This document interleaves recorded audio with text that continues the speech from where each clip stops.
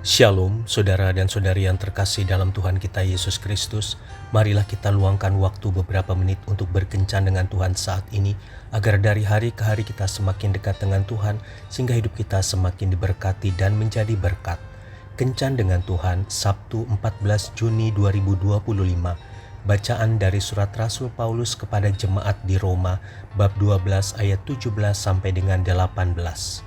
Janganlah membalas kejahatan dengan kejahatan, lakukanlah apa yang baik bagi semua orang, sedapat-dapatnya. Kalau hal itu bergantung padamu, hiduplah dalam perdamaian dengan semua orang. Demikianlah sabda Tuhan, syukur kepada Allah. Saudara dan saudari yang terkasih dalam Tuhan kita Yesus Kristus, janganlah membalas kejahatan dengan kejahatan, hiduplah dalam perdamaian dengan semua orang. Kedengarannya sangat idealis, bukan?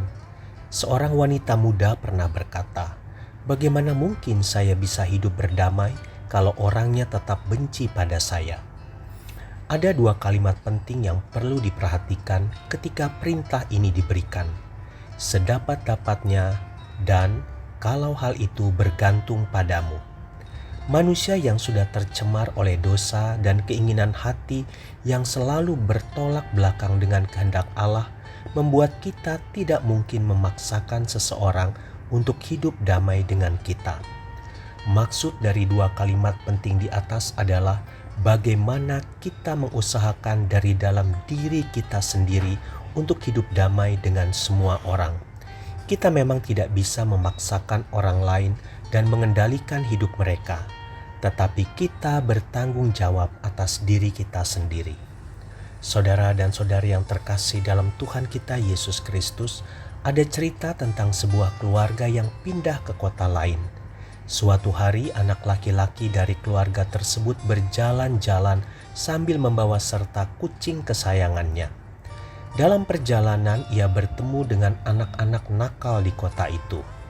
Anak-anak nakal tersebut mengajaknya untuk ikut bergabung, tetapi anak laki-laki tersebut menolak. Anak-anak nakal mengancamnya jika tidak mau bergabung, mereka akan membunuh kucing kesayangannya. Meski demikian, anak itu tetap menolak untuk bergabung dengan mereka. Di waktu yang lain, ketika ia berjalan-jalan lagi dengan kucingnya, anak-anak nakal kota itu kembali mengancamnya. Mereka bahkan menghina kucingnya. "Kucing jelek, berbadan besar, kaki panjang, ekor pendek, dan mata tajam," kata mereka. "Jika engkau tidak mau bergabung dengan kami, maka aku akan memanggil anjingku agar ia membunuh kucing jelekmu," sambung salah seorang anak dari anak-anak nakal itu.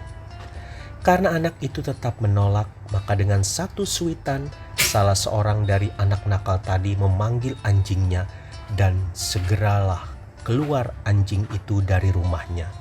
Belum sempat si anjing menerjang, kucing itu sudah menyambar dengan lincahnya, menggigit, menyobek-nyobek tubuh si anjing, kemudian menelannya. Anak-anak nakal itu menjadi takut. "Kucing jenis apa ini?" tanya mereka. "Saya tidak tahu dia harus disebut sebagai kucing jenis apa. Yang pasti, sebelum kami memotong ekornya dan mengecat bulunya, ia adalah seekor harimau." Saudara dan saudari yang terkasih dalam Tuhan kita Yesus Kristus, bagaimanapun di dalam diri kita ada tabiat dosa, masih ada sisa-sisa sifat harimau yang kadang-kadang muncul di saat tekanan datang.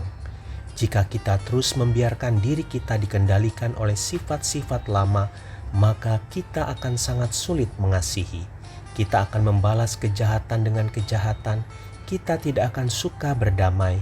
Kita menyimpan dendam serta kepahitan di dalam hati dan membiarkan perselisihan terus meruncing. Jangan hanya menunjukkan perubahan luar, tetapi biarlah perubahan itu sampai ke dalam. Tuhan Yesus memberkati. Marilah kita berdoa dalam nama Bapa dan Putra dan Roh Kudus. Amin. Tuhan Yesus, lembutkanlah hatiku agar aku tidak membalas kejahatan dengan kejahatan dan agar aku bisa hidup berdamai dengan semua orang. Amin. Dalam nama Bapa dan Putra dan Roh Kudus. Amin.